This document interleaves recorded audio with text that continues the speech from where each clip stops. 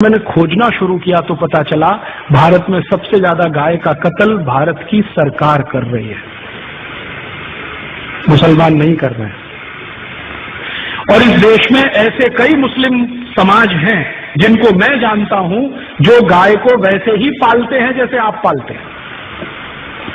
आप कभी आइए, गुजरात में कच्छ नाम का एक जिला है। कच्छ जिले में एक नहीं सैकड़ों मुसलमान नहीं हजारों हैं जो गाय पालन करते, गाय का दूध बेचते हैं, दूध में से दही बनाते हैं, दही से मक्खन निकालते हैं, मक्खन से घी बनाते हैं और बेचते हैं।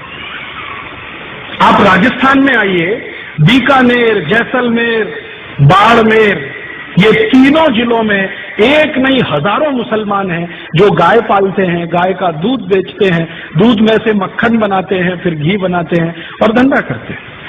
राजस्थान का एक इलाका है अलवर, मेवात क्षेत्र कहते हैं। पूरा मेवात क्षेत्र जो है ना मुस्लिम समाज के भाइयों से डोमिनेटेड है। वहां एक नहीं सैकड़ों मुस्लिम भाई हैं जो गाय पालते हैं, गाय का दूध पीते हैं, गाय के दूध से दही बना के वैसा ही घी और बिजनेस करते हैं। मुसलमान गाय नहीं काटते। ये बहुत बड़ा भ्रम है जो हम हिंदुस्तानियों के बीच में फैलाया अंग्रेजों ने, और ये भ्रम फैलाया था अंग्रेजों की रानी ने, जिसको हम दुर्भाग्य से विक्टोरिया कहते रहे हैं। उसने एक चिट्ठी लिखा था 1894 में। अंग्रेजों का एक अधिकारी हिंदुस्तान में था, उसका नाम था लैंसडाउन, गवर्नर था इस देश में। उसको एक चिट्ठी लिखा, विक्टोरिया ने चिट्ठी लिखा कि देखो, हम भारत में जितने कत्ल खाने चलाते हैं उनमें सबसे ज्यादा गाय कटती है।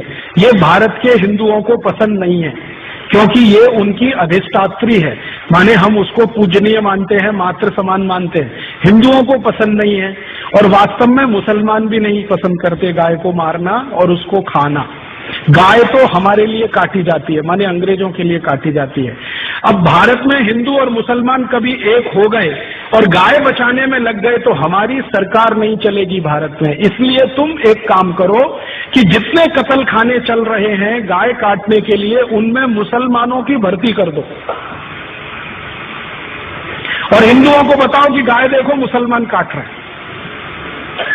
तो हिंदुओं की भर्ती नहीं, मुसलमानों की भर्ती कर दो। हिंदुओं को बताओ कि गाय मुसलमान काट रहे हैं, कट हमारे लिए रही है, काट रहे हैं मुसलमान, खाते नहीं है, हम खा रहे हैं, काट रहे हैं ये। हिंदुओं को जब ये पता चल जाएगा, ये दोनों एक दूसरे को लड़ मारेंगे और ये लड़ने लगेंगे तो हमारी गद्दी सुरक्षित रहेगी और हम भारत पर 1000 वर्ष तक राज करेंगे।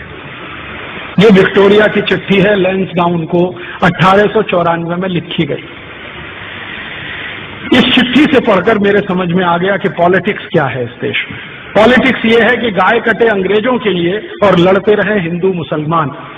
हम एक दूसरे को गाली देते रहे, एक दूसरे की टांग खिंचाई करते रहे और अंग्रेज मजा करते रहे। इस तरह से अंग्रेजों ने वो एक जो पॉलिसी है ना, बांटो और राज करो, डिवाइड एंड रूल, वो ये है।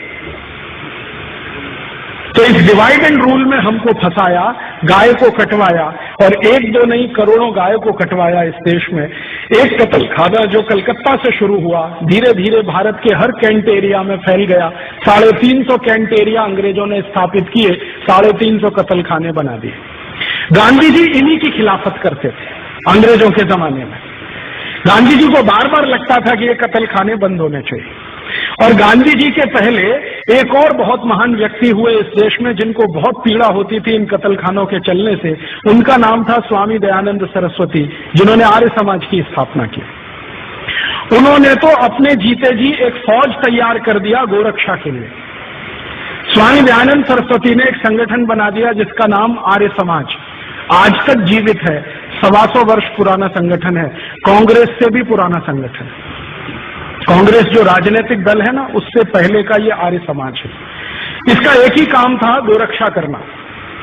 और इस आर्य समाजी संगठन ने पूरे देश के नौजवानों को ऐसा चार्ज कर दिया था कि भारत के 7,32,000 गांवों में हर जगह गोरक्षा समिति बन गई थी। 1870 से ये शुरू हुआ और 1894 में आकर ये आंदोलन अपने सबसे उच्चतम शिखर पर था। और 94 में जब ये आंदोलन उच्चतम शिखर पर था तो भारत के हिंदू, मुसलमान, सिख, ईसाई, जैन, पारसी, बौद्ध सब मिलकर गोरक्षा में लगे हुए थे। और अंग्रेजों के सामने एक प्रश्न खड़ा कर दिया था कि एक भी गाय कटेगी तो अंग्रेजों की खैर नहीं। तो अंग्रेज घबरा गए थे। इसी घबराहट में रानी ने चिट्ठी लिखी थी 1894 में कि अगर इस आंदोलन को तोड़ना है, हिंदू मुसलमानों को लड़ाना है, तो तुम ये काम करो कि सारे कत्ल खानों में मुसलमानों की भर्ती करो और हिंदुओं को बताओ कि गाय ये काट रहे हैं। और जब ये खबर अंग्रेजों ने फैलाई, उसके बाद इस देश में हिंदू मुसलमानों के दंगे शुरू हो गए। मैं आपको विनम्रता पूर्वक बताना चाहता हूं कि 1894 के पहले इस देश में एक भी हिंदू मुस्लिम दंगा नहीं हुआ। पहला हिंदू मुस्लिम दंगा 1894 दिसंबर में हुआ, रानी की इस चिट्ठी के बाद, और उसके बाद लाइन लग गई दंगों की। फिर क्या हुआ, आजादी का प्रश्न पीछे आ गया, गोरक्षा का प्रश्न पीछे आ गया, हिंदू मुसलमानों का सांप्रदायिकता का प्रश्न सबसे आगे आ गया। और अंग्रेजों ने लगभग 60-70 साल तक इसी आग को जलाकर रखा और इसमें समय समय पर घी डालते रहे। वो कभी भी ये दोनों एक ना हो जाएं, इसके लिए पूरी ताकत लगाकर अपने एजेंटों को उन्होंने भारत की बहुत सारी संस्थाओं में घुसा के बिठा दिया।